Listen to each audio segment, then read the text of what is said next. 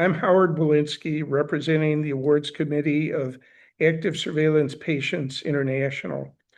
It's wonderful to be back in Ann Arbor, my old stomping grounds, where I was a journalist in residence at the medical school and the School of Public Health more than 40 years ago. It's also a pleasure to be in Michigan, a state that leads the nation in management of low-risk prostate cancer. It's the best place in America to be diagnosed with low-risk prostate cancer. Over 90% of patients here with low-risk disease choose active surveillance compared to 60% nationally, a testament to the commitment of the music group. Figures are also good for surveillance for those men with favorable intermediate risk prostate cancer. So I'm here to tell you a little story. In September 2021, without explanation, and we still don't have any, the National Comprehensive Cancer Network, NCCN, demoted active surveillance from being preferred status for managing low-risk prostate cancer. This decision placed low-risk prostate cancer surveillance on par with surgery and radiation, both of which carry significant potential side effects. This was a blow to the patient community, coming after more than 25 years of research demonstrating the safety and benefits of active surveillance.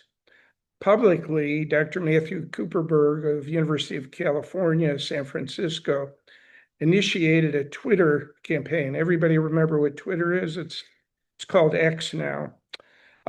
He launched a campaign urging the NCCN to reconsider its position. ASPI recently recognized Dr. Cooperberg with its Special Award for Advocacy for his efforts. Patient groups such as ASPI and Canon Zero also collaborated to protest NCCN's change. Behind the scenes, Dr. Todd Morgan of the University of Michigan, a member of the NCCN panel, stood nearly alone in opposing this policy change, which had the potential to slow the momentum towards active surveillance over more aggressive treatments. By November 2021, a short 2 months later, facing these protests and renewed internal debate, the NCCN reversed its policy, and active surveillance was reinstated as the preferred approach for managing low-risk prostate cancer. Dr. Morgan has consistently been a strong advocate for active surveillance in his practice and research. We're going to have Dr. Jim Monty speak, one of the founders of Music, a little bit more about Dr. Morgan. But Dr. Morgan right now in real time is receiving this award from Active Surveillance Patients International. Should point out that the music group here in Michigan won the same award. They were the first winners of it. They were the first winners of this award 2 years ago. 1 year ago, Dr. Freddie Hamdy and Dr. Jenny Donovan of the PROTECT trial were the winners. So, Dr. Morgan, you're in good company. Sure. I'm going to turn this over now to Dr. Jim Monty, who's one of the founders of Music, and he can attest to the good character, I assume, of Dr. Morgan. Dr. Morgan is a professor of urologic oncology at the University of Michigan, Department of Urology, and he's also the professor, the head of the Division of Urologic Oncology. He's been at Michigan since 2012, I think. Is that right? And is a real leader in the field of prostate cancer. He's rather unique in that he runs a full-time basic science lab in addition to his very busy clinical practice. And he's also been the principal investigator on 2 clinical trials looking at the role of genetic biomarkers in prostate cancer decision-making. specifically with the award today, I've been in the NCCN panel meetings, and what happens is someone makes a suggestion, particularly if it's a person of some self-perceived import, and everyone tends to start to go along with that. You get a group think that can keep going with it without thinking it all the way through. And so it's a bit daunting sometimes to stand up in the face of that and say, I think we're making a mistake by making a change or coming up with this recommendation. So I'd love to hear a little more detail about what happened in the NCCN meeting, and then subsequently what happened that got these changes made. But kudos to you, Todd, for standing up for your guns and in the face of what could have been some peer pressure not to say anything. So fire away, Todd. Thanks. Thank you. I mean, first off, this award is amazing. It really, truly means just the world to me.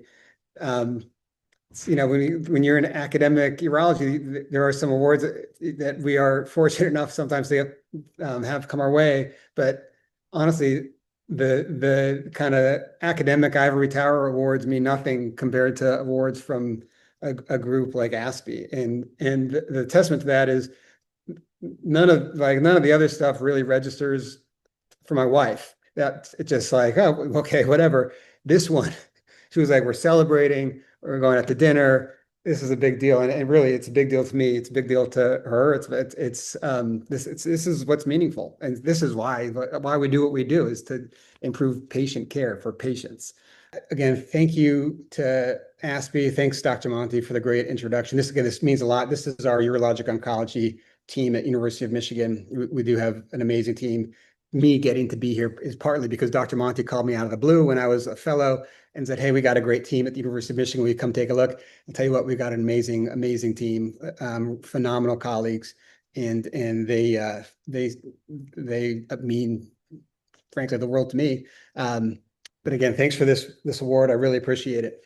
Well, thank you, Dr. Morgan. Uplifting talk about the past, which was corrected, and uplifting about the future. Now, Mark Lichty, who is chairman of ASPI, and we are among the co-founders of the organization. Mark has a few words, and then we'll applaud and sign off. Thanks. Mark? Well, I just want to thank you for those kind words. That means a lot to ASPI to hear that from you. And when I designed that award, you'll see it has a lot to do with patient-doctor communication. And you folks at Music and yourself personify that humility in your communication. And your humility opens the door to the patient to have conversations, because if the patient walks in intimidated, they're not going to have an open conversation. So we appreciate that. We appreciate your words. I also think Martin Luther King said, we will repent in the future, not for the acts of the few, but for the silence of the many. You chose not to remain silent. You spoke. Your voice was heard. And as was ASPI's voice heard. But I think you spoke before we spoke. So perhaps even in your speaking, you may have given us the courage to share our voice. So we never know what ripples we create, but we honor you for not remaining silent, and know that you will never remain silent when your voice needs to be heard. So thank you for speaking. Thank you. Is this the part where we clap? No. Is And Howard, I didn't thank you. I want to thank you. Thank you for making the trip out to Ann Arbor to present the award. Thank you for your nomination of Todd, too. Much appreciated. Thank you. thanks. Thank you.